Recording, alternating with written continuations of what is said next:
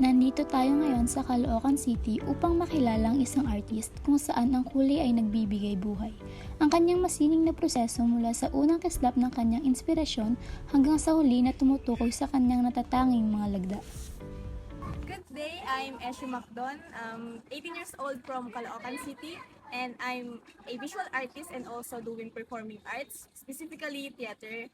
And for visual arts, almost 6 years na ako. But nung simula bata pa lang, nag-drawing na rin talaga ako. Pero nung time na sineryoso ko siya or talagang practice and make talaga ng progress or talagang portrait is since 2018. And for performing arts, in-start ko lang siya nung senior high school. Since 2022 dahil din sa mga activity namin sa school. What inspired you to become an artist po? Personally, yung pagiging artist ko, nakikita ko na siya sa mga kapatid ko. Like, from family na rin namin. From my lolo, from my mga kuya ko nga na nagda-drawing. And yun yung nag-inspired sa akin na nakapaligid ako din sa mga artists. And also, nung recently na lang din, nung 2022, mas na-expose ako, lalo na sa SOCMEDs. Nakita ko kung paano sila nagpo-post, yung mga gawa nila, and anything yun. Kaya na-inspired ako na mas i-push pa yung art, mas i-practice pa siya. Are there any particular experience po that have influenced your artwork po?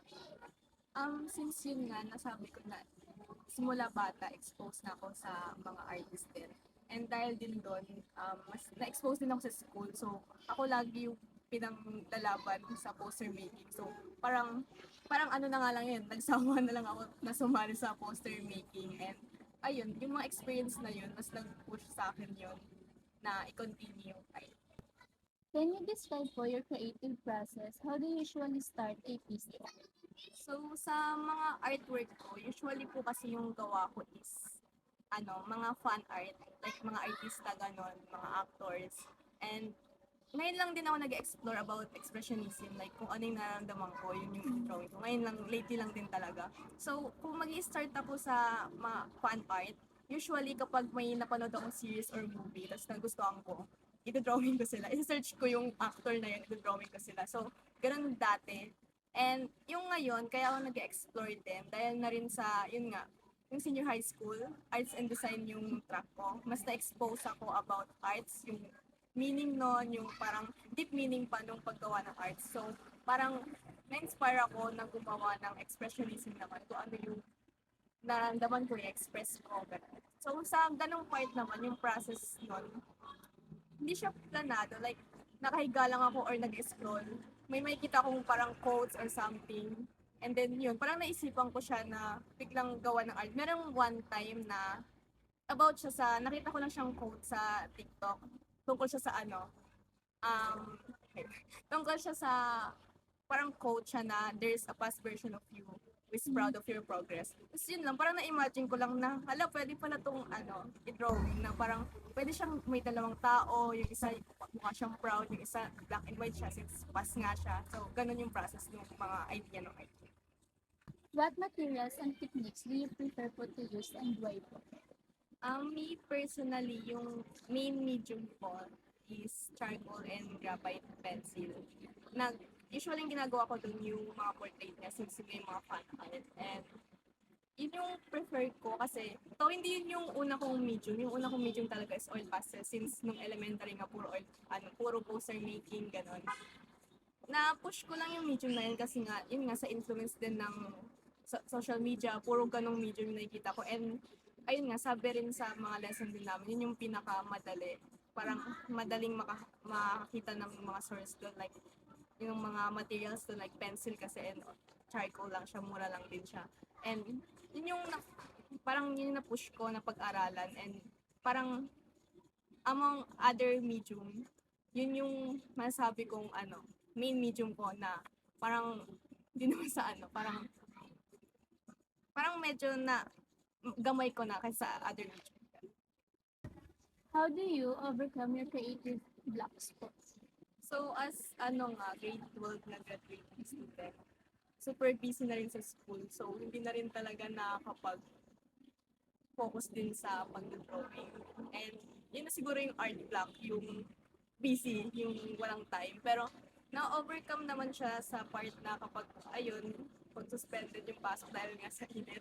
And also, ano, parang pinaplan ahead ko na siya. Pag may plano ako to draw, like, a thought na may idea kung ano yung drawing ko. Pinaplano ko na siya kung anong medium, kung anong size, kung kailan na lang walang pasok.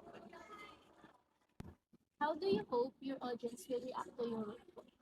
Sa part po na yan, um, parang gusto ko yung audience ko since yun nga, as a starting pa dun sa expressionism na art, parang gusto kong makakonect sila dun sa art ko. Like, they feel something magical or they feel something na belong sila doon sa art ko. Can you tell us about a project that was particular meaning to you? So, yung project, dalawa siya. Yung first is yung nag-portrait kami sa school ng founders namin. Which is, nag-portrait kami ng in size of one whole illustration. Yung medium doon is charcoal and graphite, which is yung main medium ko nga as an artist. And meaningful siya kasi, ayun nga, syempre founders yun. And represent yung campus namin ngayon sa lahat ng other campus ng Arellano. And ayun, parang malaking opportunity rin sa amin yun as an artist and also as sa strand namin, nirepresent yung strand namin. And second is yung kasunod lang din na event, yung parang nag-ano kami, mural. And actually, ano na nga siya, parang telon na siya kasi background siya sa isang theater play. Malaki siya, malaki siyang canvas na parang as in kasing laki nung, almost kasing lapad na rin nung grounds namin. Nag-drawing kami doon ng mga buildings ng Arellano, iba-ibang campus. And meaningful din yon kasi isa ako sa head nun, isa ako sa nag-plan, sa scale and proportion nun from sketch to sa buong canvas na malaki. And ayun, naging meaningful siya kasi nga sama-sama kami po arts and design and another experience yun para sa amin and sa strand din namin. Gumagawa ng way kung paano ko siya matatama. So, dahil sa inaraw-araw ko siya, hanggang sa magawa ko lahat ng mga possible na mali and hanggang sa matutunan ko kung ano dapat yung tamang technique sa mga ginagawang sa mga artworks ganun. So, yan, important yung practice. What has been the most challenging aspect of building your career as an artist? Siguro sa part na lang, nag-start din ako mag-art commission, which is yung may client na nagpapagawa sila ng portrait nila ganun. Lalo na nung nag-start ako, hindi ko alam kung paano yung sa part na yon, kung paano mag-presyo, kung paano kakausap ng client, ganun. So may mga time na na hindi talaga naging fair yung presyo or as in pakikiusap ko dun sa client na hindi ko alam kung paano. So parang nagka-problema sa part na yun. Lalo na nung mga time na nagsimula pa lang ako, mga unang year ko sa drawing. What achievements or project are you most proud of? Isa sa parang naging ano rin talaga nung pagiging artist ko, yung junior high school ako, pagkakatanda ko, grade 7, fan ako ng It's Showtime na to. And ayun nga, as a fan and also, nag-start pa lang din talaga ako mag-drawing na. Drawing ko sila lahat nung host. Pagkakatanda ko, 10 ata sila nun. 10 or konting ano sa 10. Dinawin ko yon tapos pinost ko yon and naka-gain siya ng likes ng 50 something, 50,000 something.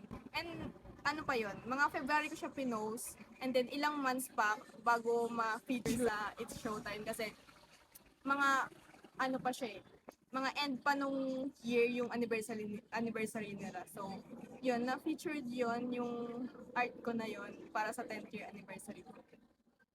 What do you think are the biggest challenges facing artists today? So, as an artist din po sa generation natin, talagang yung pinaka-biggest na ano namin is yung discrimination. Like, yung lack ng appreciation sa art, hindi lang sa visual arts, also in performing arts. Parang, ayun nga, na-feel din namin na kulang din talaga yung support and appreciation ng community sa art. What are you currently working on? So ngayon, kaya rin ako nag-explore din sa expressionism art. Kasi nag-work ako ngayon para sa portfolio ko for application sa mga university since magka-college na nga.